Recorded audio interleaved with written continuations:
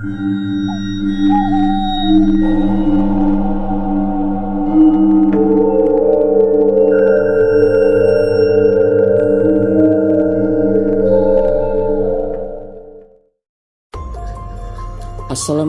warahmatullahi wabarakatuh. Kembali lagi di channel Radio Angker.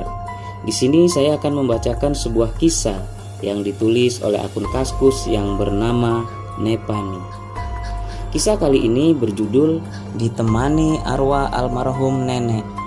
Sebelum kita memasuki kisahnya, buat teman-teman yang mempunyai kisah horor nyata, bisa dikirim melalui email radioangker@gmail.com. Langsung saja kita dengarkan kisah berikut ini.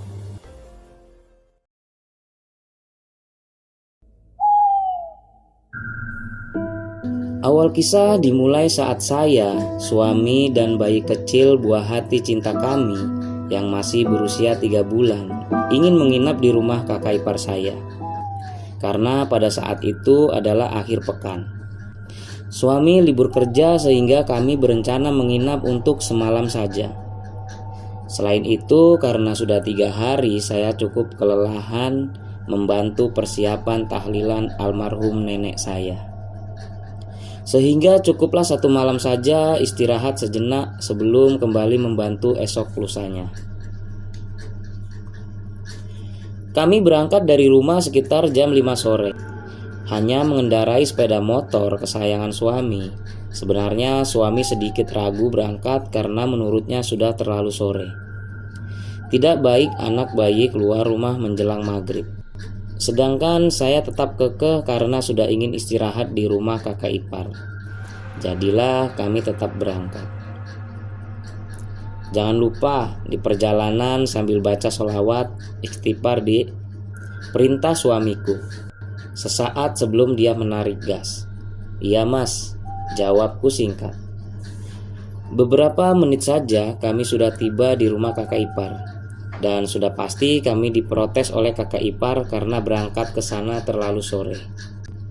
Ya, suami dan saudaranya percaya bahwa anak kecil, apalagi masih bayi, dilarang keluar menjelang senja karena rawan diikuti atau ketempelan makhluk tak kasat mata. Kalau saya sendiri sih sedikit acuh dengan mitos tersebut. Kenapa baru berangkat jam segini? Kasihan anak mudik. Ayo segera masuk. Udah mau maghrib nih. Bahaya anak bayi di luar rumah jam segini, ucap kakak iparku dengan nada sedikit tinggi. Iya, karena tadi si kecil bangunnya tumben agak sore mbak, jawab suamiku. Selepas maghrib tidak ada keanehan pada bayi kami. Semuanya masih normal dan berlangsung dengan sewajarnya. Dia hanya tiduran di ruang tamu sambil sesekali dicandain oleh sepupunya. Sedangkan saya dan suami hanya di kamar saja. Kisah misteri yang saya alami dimulai setelah Isya.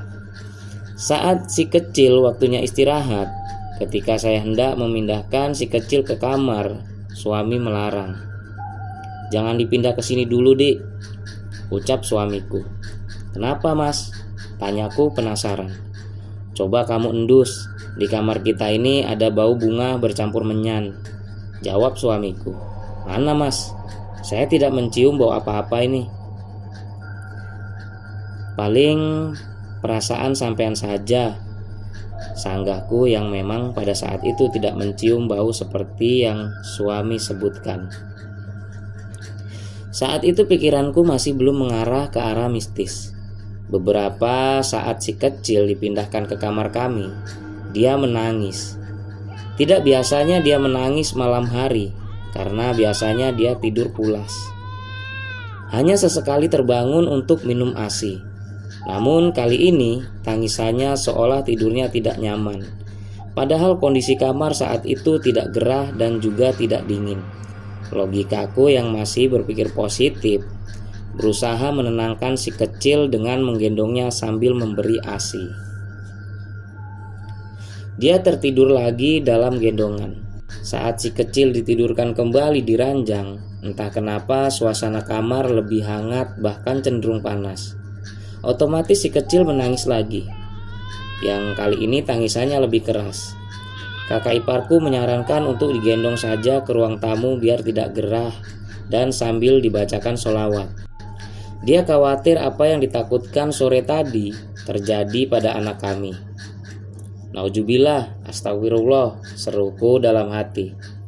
Menjelang jam 9 malam, si kecil tak juga tenang tidurnya, meski masih dalam gendongan.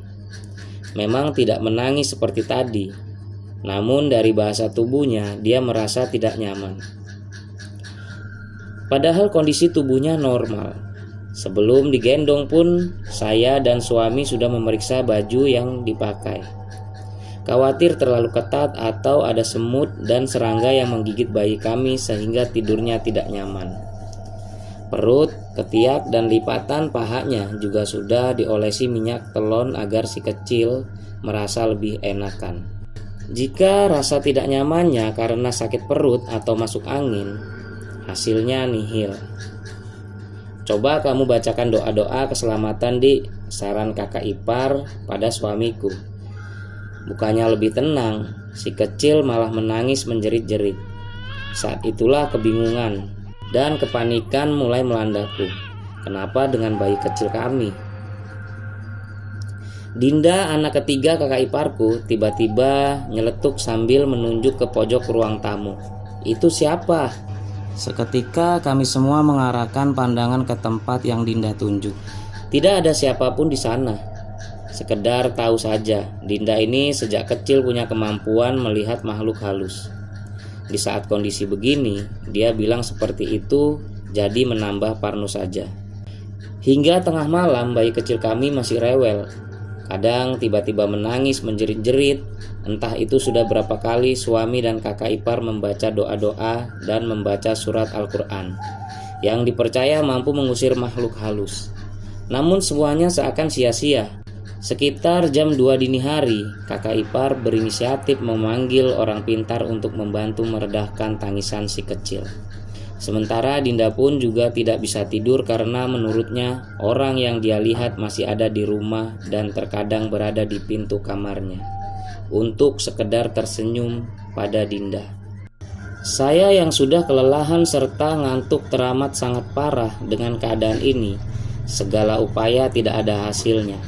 Bahu terasa sangat sakit karena si kecil seakan tidak mau turun dari gendongan. Azan subuh pun berkumandang.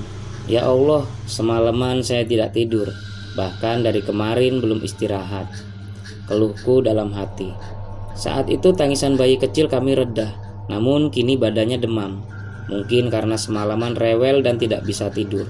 Saya berinisiatif untuk memberinya paracetamol bayi dan juga memasang kain kompres di dahinya. Alhamdulillah kini berangsur membaik. Si kecil pun bisa tidur pulas saat fajar sudah mulai menampakkan sinarnya. Pagi hari setelah sarapan, saya izin ke suami ingin beristirahat karena sudah tidak kuat menahan kantuk.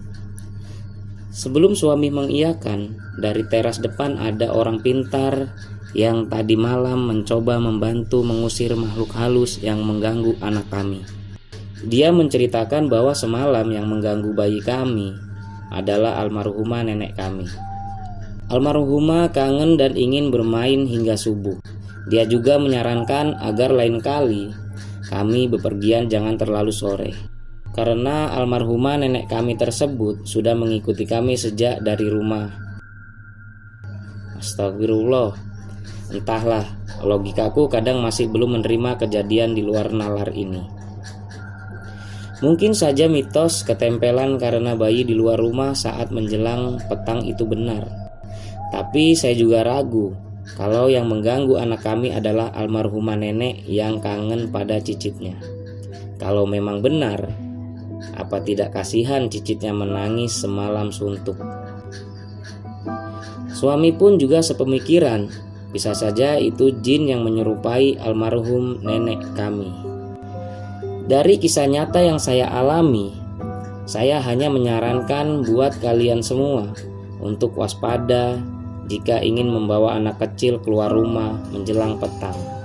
Kasihan si kecil jika mengalami hal yang anak kami alami.